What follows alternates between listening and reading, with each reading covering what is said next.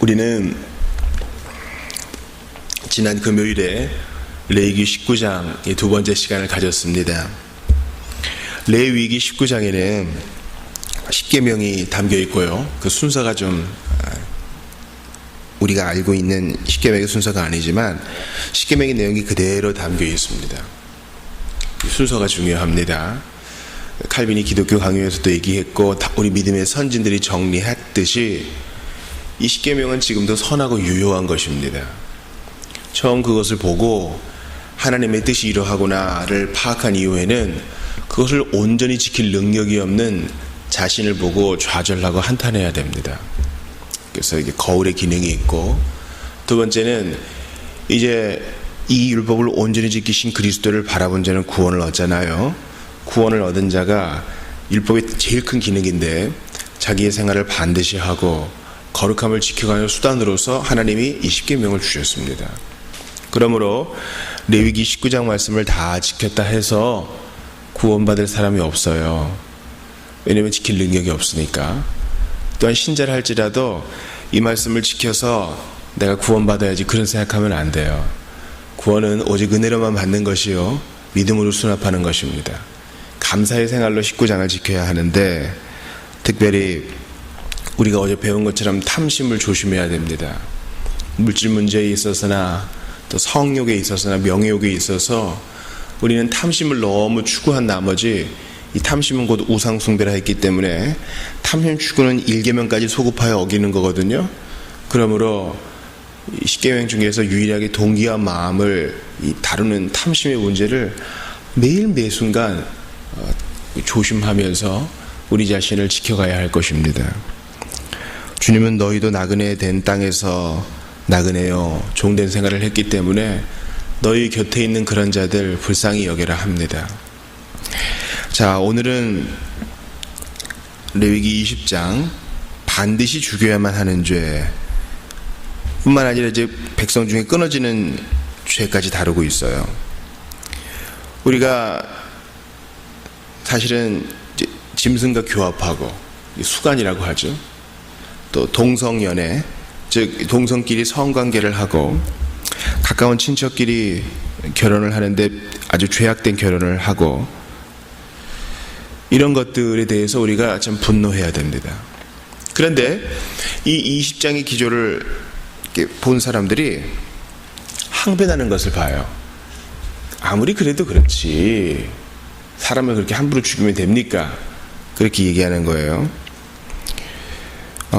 오늘 본문에 보면은 반드시 죽일지니라 그렇게 말씀하는 것들이 많이 나와요.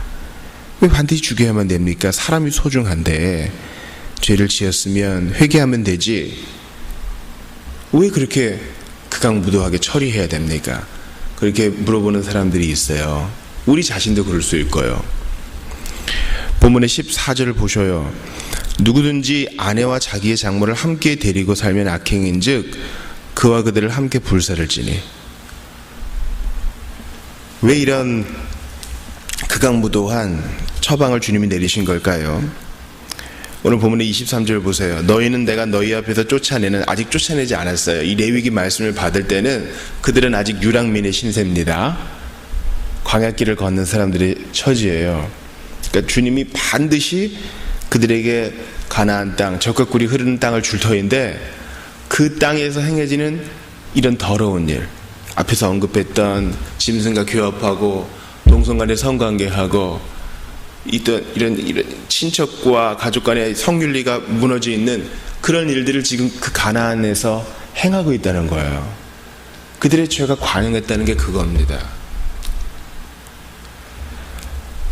그들의 풍속을 따르지 말라. 그들이 이 모든 일을 행함으로 내가 그들을 가증히 여기노라. 이 모든 것들은 하나님의 창조 질서와 섭리를 위반하는 것이요 배역하는 것이므로 주님이 직접 손을 쓰십니다. 그러므로 이 말씀을 대할 때 하나님이 너무하신 게 아닌가 그렇게 대해서는 안 되고요. 죄는 하나님의 진노를 불러일으키는데 주님이 특별히 더 싫어하시는 죄가 있어요. 그중 몇 가지를 좀 살펴보기를 원합니다. 오늘 본문은 바로 그러한 권위의 문제를 다루고 있어요. 하나님께서 특별히 싫어하시는 죄들이 있어요. 우리가 이제 십계명 예수님에서 소유리문답에서 마쳤는데 그 다음에 이 문제가 나와요. 주님이 특별히 더 싫어하시는 죄, 즉 죄의 경중에 있어서 더 심한 것들이 있는 거예요. 오늘 본문에 제일 처음 나오는 가증한 죄 뭐예요? 바로 몰렉에게 우상 숭배하는 죄를 얘기해요. 자, 그의 자식을 몰렉에게 주면 반드시 죽이되 그 지방 사람이 돌로 칠 것이고, 그러니까 바로 직결 심판하는 겁니다. 몰렉은 암몬의 그 나라의 신입니다. 이제 머리가 황소 모양이고 전체적인 모습은 사람인데요, 두 팔을 이렇게 앞으로 펴고 있다고 그래요. 그 말은 희생으로 드리는 어린아이를 내가 받겠다, 이런 뜻이라고 합니다. 그래서 흰놈 골짜기의 그 도벳에서 몰렉 신에게 제사를 많이 드렸죠. 그래서 그 도벳을 자네들의 골짜기, 흰놈의 아들의 골짜기, 이렇게 얘기한다고 합니다. 요시아의 개혁 때 바로 이러한 우상을 정리했죠. 그런데 주님께서는 이제 훨씬 전에 붙어 있었던 이 우상, 그러니까 요시아 때니까 벌써 몇백 년 전부터 있었던 거겠죠. 아마 그 이전부터 있었을 거예요. 자, 그 고대의 사람들이 그런 악랄한 생각을 하는 겁니다. 이 순결한, 아직도 죄 때묻지 않은 아이를 드리면 몰래 기뻐할 거다. 주님은 이 우상 숭배가 특별히 더 가증한 죄 중 하나이므로 마땅히 끊어내야 된다, 돌로 쳐서 즉결해야 된다. 주님이 우상 숭배를 얼마나 싫어하는지요. 출애굽기와 신명기에 있는 십계명 중에서 제일 많은 부분을 해당하는 것이 바로 이 이계명, 우상 숭배에 대한 거예요. 주님이 이 죄가 얼마나 가증하다고 하셨는지 3, 4절을 보세요. 나도 그 사람에게 진노하여 그를 그의 백성 중에서 끊으리니 이는 그가 자기 자식을 몰래에게 주어 내 성소를 더럽히고 내 성호를 욕되게 하였음이라. 이게 주님의 명예에 대한 부분이에요. 우상 숭배는 그런 겁니다. 그가 그의 자식을 몰래에게 주는 것을 보면 그것을 그 지방 사람이 못 본 채 하고 그를 죽이지 않으면 그 목격한 사람도 처단하는 거예요. 하나님께서 이 죄를 얼마나 끔찍히 싫어하시는가를 알 수 있죠. 그러므로 사랑하는 여러분, 돈은 중립적으로 잘 사용하시되 돈 사랑하지 마세요. 그거 우상되는 순간 하나님이 진노하셔요. 그리고 세게하십니다. 우리 어제 학교 말씀 봤죠? 판벽한 집에 살기 위해서, 그것도 잘 꾸미고 유지하기 위해서 몰렉을, 만몬을 우상 삼아 살게 되면 밑빠진 독에 물 붓는 격으로 돈이 술술 셀 겁니다. 이것은 제가 여러분을 협박하는 것이 아니요, 하나님의 언약의 말씀이 그래요. 그러므로 하나님 앞에서 어떠한 우상 숭배든지 그게 사람이 될 수 있어요. 여러분, 교회를 부를 때 어떤 담임 교육자의 이름을 부르는 것은 옳지 않아요. 그 사람은 자기가 일하는 동안에만 섬기는 종이요, 직분자이지 그의 교회가 아니에요. 뭐 편의상 그렇게 부른다 해도. 그러므로 영적 지도자든 또 육적으로 우리가 끌리는 사람이든 너무 그 사람을 추종하게 되면 그것도 우상 숭배이기 때문에 주님이 끊어내셔요. 특별히 우리 청소년들, 어른들도 마찬가지죠. 매스컴에 나오는 유명인들을 너무 추종하지 마셔요. 그도 우리와 같은 사람이요, 신앙이 없다면 멸망의 불구덩이에 떨어질 사람입니다. 어떠한 형태로든 우상 숭배를 멀리해야 합니다. 또한 5절에서 말한 것처럼 그거를 분명히 명명백백하게 우상 숭배하고 있는 사람을 안 말리고 그냥 방관하고 방주하면 그것도 똑같은 죄다 라는 거예요. 개입해야 돼요. 하나님이 우리의 삶에 개입하셔서 우리를 구원하고 우리를 섭리 가운데 인도하시는 것처럼 우리도 죄 중에 빠진 형제를 그냥 내버려두면 안 된다고요. 아이고 알아서 하겠지. 여러분, 그럽니까? 자녀를 키우시는 분들 그래요? 몇몇 성공적인 사람들이 뭐 그런 얘기 하죠. 그게 일반적인 법칙이 될 수 있어요?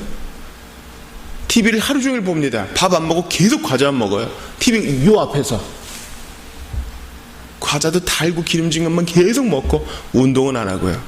그 기름진 손으로 뭐 게임한다 그러고 개입 안 하고 알았어. 철이 들겠죠. 그런 부모는요, 부모된 권리를 빼앗아야 돼요. 부모도 죽고 애도 죽는 거잖아요. 주님은 홀로 찬양을 받기에 합당하신 분이고 그래야만 한다고 말씀하십니다. 한 구속자, 한 남편, 한 주님을 섬기는 것이 우리의 마땅한 도리입니다. 특별히 주님이 더 싫어하시는 죄 중에 하나가 바로 그 밑에 나옵니다. 접신한 자, 박수무당, 이런 자들을 반드시 끊어버리라 하십니다.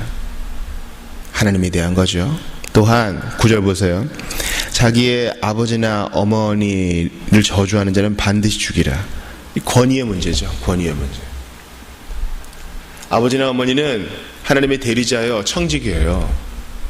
그러므로 아버지나 어머니가 온전해서가 아니라 하나님의 질서를 세우셨고 그에게 힘을 주셨기 때문에 그에게 마땅히 순종해야 됩니다. 목사님, 저희 엄마 아빠를 몰라서 그래요. 얼마나 악랄한데요. 그렇다 할지라도 그의 권위됨을 인정하고 또한 그의 약해간 하나님의 손에 맡기고 우리는 저주하지 말아야 돼요. 저주하지 말아야 돼요. 하나님께서 그를 통해 나를 낳게 하셨고 그분들이 나를 키우기 위해 고생을, 해산의 수고를 감당하셨잖아요. 악랄한 부모라도 없는 것보다 낫다는 얘기가 있어요. 물론 정말 악랄한 부모가 있어요. 경찰이 잡아가야 되고 재판에 붙여줘야 되는 악랄한 부모들이 있습니다. 하나님이 처단하실 거예요. 그럼에도 불구하고 저주하지 말고 공경의 자세를 취하는 것은 잊지 말아야 합니다. 그게 일반적인 법칙이에요.